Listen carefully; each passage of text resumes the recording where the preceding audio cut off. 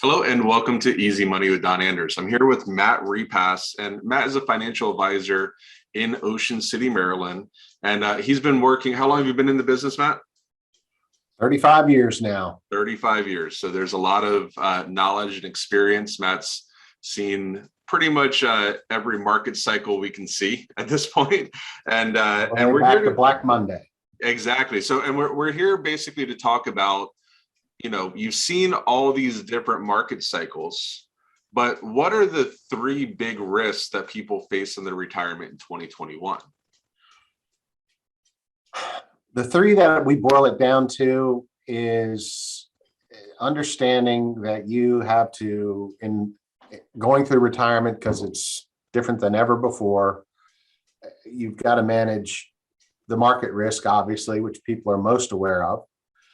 You now have the challenge of longevity risk that our parents and grandparents didn't have to deal with so much because they had automatic retirements of pensions and Social Security. They had mailbox money, which showed up every 30 days. Their investments, while they were probably worried about them, weren't so concerned for their day-to-day living like we do now when we don't have pensions. So we've got the market risk that we got to manage. We have longevity risk. We're living longer than ever before. I saw a 60 Minutes piece, sometime earlier this summer, that said 50% of the people born today will live to an average age of 100 to 104.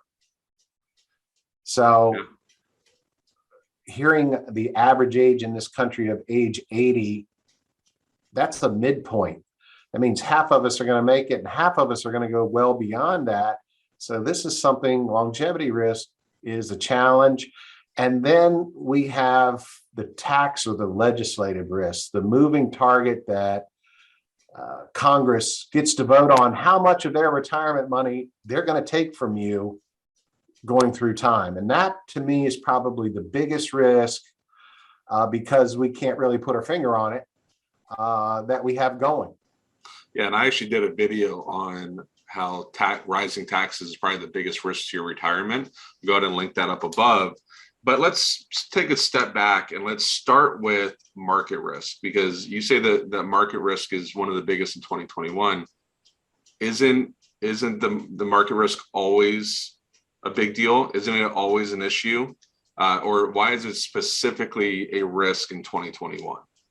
Well, it is always an issue, but here we are in 2021, and honestly, we have not seen, we can talk about last year numerically, the COVID downturn in the market. While numerically it was a bear market because it fell below 25%, it also recovered within a span of a couple of months. Traditional bear markets last on average 18 months and takes 5 years on average of recovery. We haven't seen one of these events since 2007.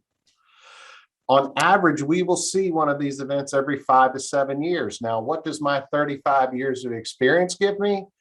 I've been through many of these events. Not 12 months after I got into the business, the 87 market crash, the biggest decline of stock market history, occurred. And we haven't seen any of these things happen for 12 years. In a recent class that I did, I asked the attendees, I said, there are people out in our business right now, Don, that can have 10, 12 years of experience and have never seen a market crash. So how can they convey to you, the potential retiree or client, this kind of risk when they've never seen it and never been through it? And conversely, also, you might know, if you're watching this, you might know somebody who's been retired for 10 years.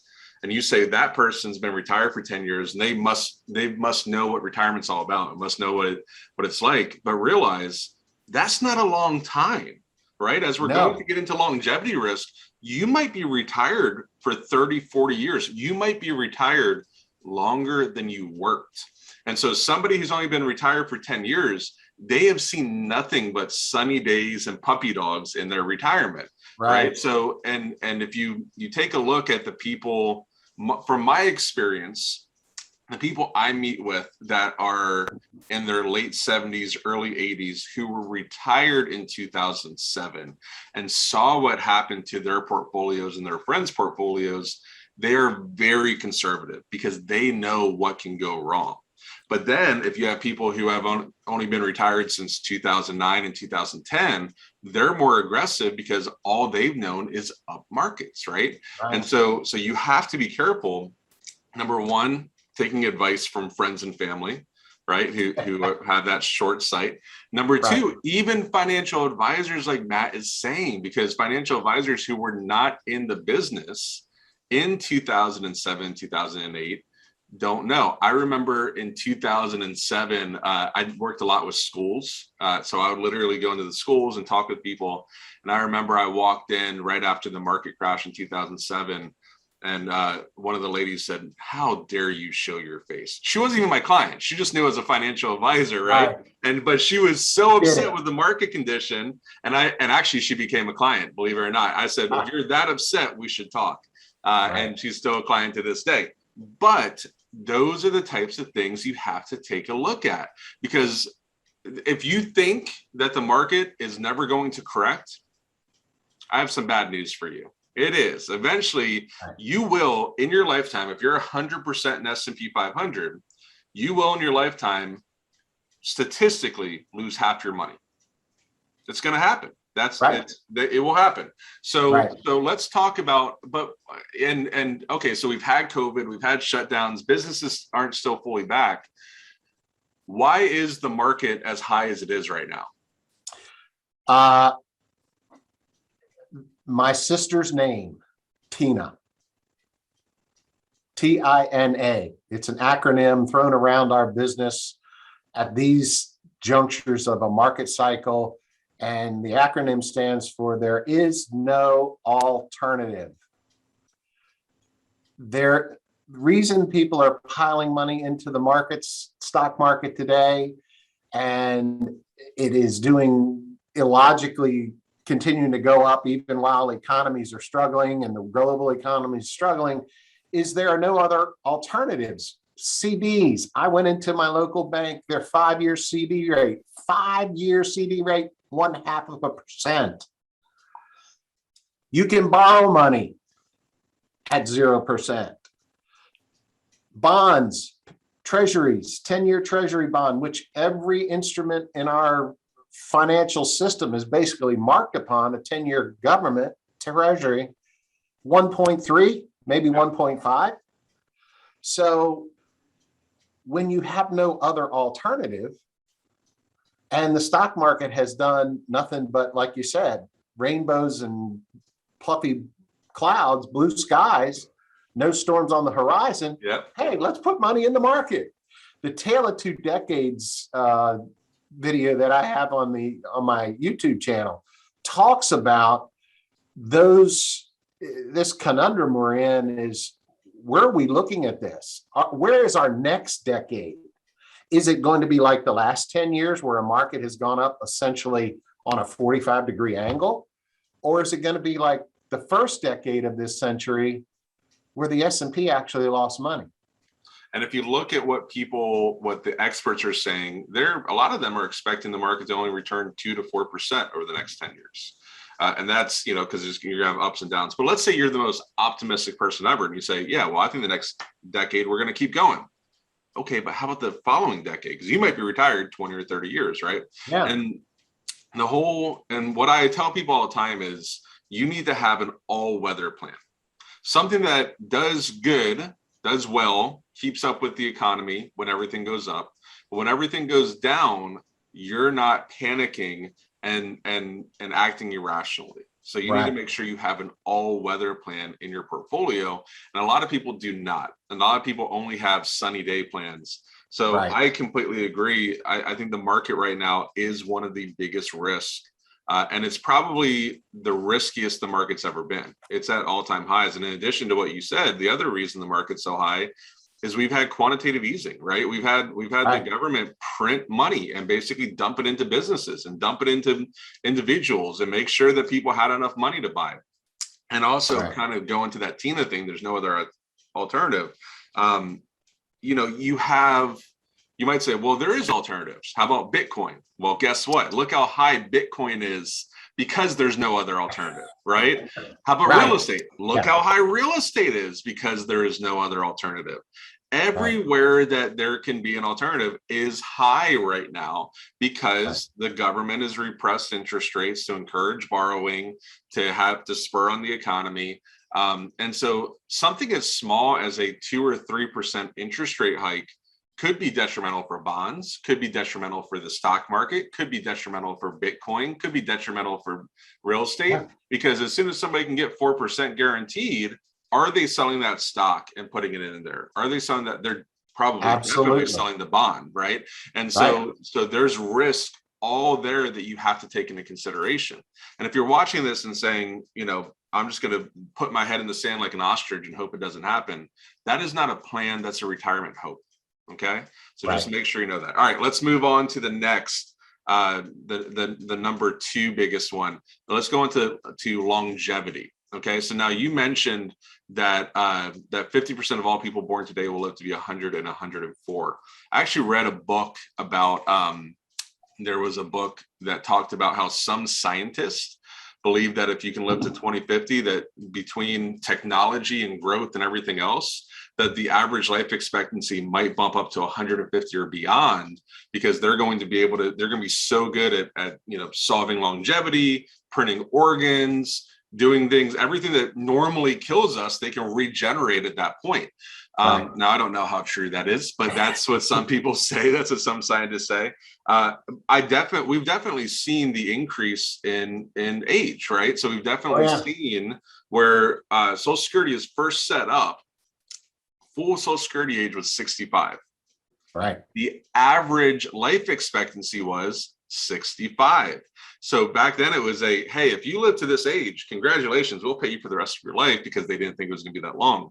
Right. Now, the average life expectancy is around 84 to 86, depending on your age and your gender. So with that, as longevity rises, as people are living longer, why is that a risk? Isn't that a good thing, Matt? Well, I call it a blessing or a curse. The blessing is, yes, we're living longer. We'll have more time to enjoy, but you said it earlier. There's never been a point in our history where our retired lives could be as long, if not longer, than our working careers. And that is probably going to be not the exception, but the rule. Oh, yeah. And how are we going to stretch our money out over that time? Even if we take a reduced income compared to what we were living on while we were working, we still got to stretch it out over 30 to 40 years, because I start every class I do with the research studies done each year. They poll Americans on what their greatest fears were. Well, when I started in 1986, and it seems ancient history now, the first and biggest fear of the Americans in that year was dying. The second was speaking in public. Most people felt like if I had to speak in public, I would die. Today, it's running out of our money is our largest fear, and followed closely by what happens if I go to a nursing home or assisted living and need to spend all my money and impoverish my spouse. I've seen that happen. So why is longevity a blessing and a curse? We have more time. I have a 1-year-old grandson right now, and I will do anything. You see the pictures behind me. I will do anything for that little boy. So I want to spend time. I want to see him pitch in the major leagues, if that's possible. But I'll be 80 years old if that's going to happen. So longevity, a blessing. Why is it a curse? It's a risk multiplier. What do I mean by that? Well, we know markets, the longer you're around, you're going to get hit with a stock market collapse. Yep. If your life's only a couple of years long, you may avoid one. But if it's stretched out over 20, 30 years, you are going to see not just one, maybe 3, 4 market calamities. And as you said, it's going to remove 50% of your money if you're not allocated correctly. So it multiplies that market risk that we have. Yep. And then the other risk that we face, the legislative risk, because next year we'll get to So vote. we'll get into that for taxes, right? Yeah. So let's real quick with the longevity. So Matt brought up a really good point about the number one fear of people being retired or in retirement is running out of money. When I do presentations, I usually mention that, and I say, you know what that means? That means that you guys are more afraid of running out of money than you are dying. And then everyone laughs and starts shaking their head. They're like, yeah, we are. We'd rather die than run out of money and be destitute. And that's so 35 years, it's changed completely to that. Yeah. And if you had an average life expectancy of 5 to 10 years, sure, that's you can manage your money and that's it. But as people live longer, and we don't know what technology is going to solve, right? What happens if they come up with a cure for cancer? Right? Or a cure for heart disease. Now, all of a sudden, overnight, the life expectancy gets bumped to 100 for everybody. Are you planning for that? And sometimes I'll talk with people and they'll say, yeah, I'm not going to live to 90. Okay, well, you don't think you will. Maybe you probably won't. But what if you do?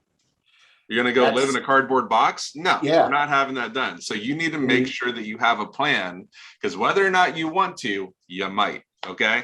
All right. So we have to plan in our business that everyone does. Oh yeah. And they don't. I tell so when we do, so big part of what we like to do is if you want to leave money to beneficiaries, we like to offer guaranteed life insurance. Basically, it's paid up. It's guaranteed as long as you live. And I always take it out to 121. And people will say, well, why? I'm not going to live past 100. Okay, but I'm not going to take the risk with my career, my license that you do. Right. We're going to make sure. And also, I'm not going to take the risk with your kids that you do. Right. So we're going to go out to 121 just to make sure. And you're going to pay the extra $10 a month. And usually they chuckle and say, okay. What's unique about the 121 is when I started, again, back to my ancient history here, every life insurance policy, when I got into the business, matured or endowed at age 100. And we have those industry magazines that we look at from time to time, and they'd have a picture of this old guy who's sitting there with one of those big ceremonial checks, and he made it to age 100 with a life insurance company exec saying, old Joe made it to 100, he got paid his life insurance. Now, every company you and I work with, actuarially, their life insurance policies go to 121 to 127. Yep. And I tell this to people and they're like, whoa, hang on. And they say that's not possible. It's not, it's as possible as living to 100 was 30 years ago. Exactly. So we've got to, medical science is a wonderful thing, and longevity in the risk that it brings, the blessing that it brings, and the curse that it brings is a big deal. Completely agree. All right, let's go on to taxes. I know you're excited about that. That's a big. I'm not excited about it. Excited to talk to everybody about it. So that's a big talking point of what both of us talk about. And sometimes one of my favorite, and we actually had Tom Hegna on. We've had a few other people on the podcast, and one of my favorite sayings is actually by David McKnight. And David McKnight goes, people think that rising taxes is a political risk. They think that rising taxes, is a risk that only one side or the other can have. No, it's a mathematical risk, right? Because eventually, it doesn't matter who's in office, we are in debt. And that debt, massive debt, and going more, every president in the last 4 years or four terms, the last 4 presidents have all increased it drastically. So the issue is we keep going more and more into debt, and eventually we're going to have to pay it off. And what I tell people all the time is, the biggest way to if you get in debt personally, how do you pay it off? And somebody will say, go get another job, right? Make more money. Well, the government doesn't get another job. You know what they do? They sign a bill and they increase your taxes by 10 or 15% or whatever it is. Right. And what most people don't realize is if you have a pension, you have Social Security, you have 401k, you have IRA, all of that money probably is taxable, right? And so what happens if they raise taxes by 10 or 15 or 20, or even to where it's historically been, if you look at most years in US history at 40%, all of a sudden now you're making 20 to 30% less than you were making the day before. So Matt, let's get into kind of why you think taxes are, I got into why I think it's the biggest risk, but why do you think the taxes right now and legislative risk is the biggest risk out there? Well, you said it, this massive debt that we have, we can't keep kicking the can down the road. If we love our children and our grandchildren, our parents said this too, you know, what are we leaving our heirs? What's the household finances? If we look at it on the individual level out to the governmental level, if we simply say we as individuals can't manage our home affairs until we run out of credit, which the government will never do because we can still turn on printing presses, which doesn't work. But why is it such a big issue is you mentioned Social Security. Right now, Social Security has 3 levels of taxation. 0, which many people don't realize they can pay 0% tax on their Social Security if they manage their affairs correctly. And that's with why the we exception recommend of people who have forced income like RMDs, if you've already gotten there, or pensions or something like that. right. But with RMDs, you could actually make it so when you hit RMD age, if you do it correctly, you won't have to pay tax on your Social Security. Correct. Exactly. Yep. They could add, there's a 0, there's a 50% and an 85% level. Well, an administration or a candidate could say, I'm not going to raise taxes, but they come in and vote to add 100% level taxation to Social Security. Hey, I didn't raise any taxes. No, but I changed the game. Yep. The same thing goes with deductions. If you earn $100,000 and you have a $20,000 standard deduction, you have an $80,000 adjusted gross income. Well, let's not change the taxes, but let's cut the deductions in half. Now your adjusted gross income is $90,000 instead of $80,000. Are you paying more taxes? Yes. Right now, as we sit here today with inflation rearing its ugly head, the cost of gasoline is up 50% from where it is. There is increased massive. I went to the store the other day. I grew up working in a grocery store and as a meat cutter in my younger years. Hamburger on sale, $5.99 a pound. Yeah. Tell me if anyone's looked at that lately. Well, and it's also that also has to do with the supply chain and all of that as well, with everything that's going on. Going back to why the markets aren't as stable as you think they are, right? Right. There's a run. So I went to a restaurant and the chicken wings were market price chicken wings, right? Like it was something lobster. Like it was langoustine that they imported from another country. Right. It was market price chicken wings because the wing prices were changing at such a rapid rate. And so, yeah, you're right. I mean, you have all of these things factor in to where eventually you're probably going to see some taxes because they keep when we talked about how the market was falsely propped up kind of by the quantitative easing. Guess how we pay for that? Eventually either us or our kids or our grandkids are going to pay for it. And those of you, I've seen news articles and people talk about how, you know, it's fine. It's just, you know, we're selling bonds and it's not a big deal to go into debt and everything else. Go look and see what happened to Greece. If you just go look to the Greek economy, I mean, they basically sold bonds to everyone and it just went out of control. And eventually in 2008, it all came crashing down, right? Right. So for us to avoid that, and for us to maintain one of the biggest superpowers in the world, we're going to have to increase taxes. And for those of you who think the taxes won't increase, guess what? In 2025, if Congress just does nothing, taxes will increase. Yes. It's already set in stone. They're already set to increase in 2025. Right. I also did a video with David McKnight on when he thinks taxes will increase. I'll go ahead and link that above. And then in addition to that, I'm going to link, Matt talked about some of the videos he's on his channel. I'm going to go ahead and link that below, as well as his website. If you want to get in touch with him and his firm, we're going to link that as well. Thank you so much, Matt. I appreciate the time. We'll see you in the next video. Thank you.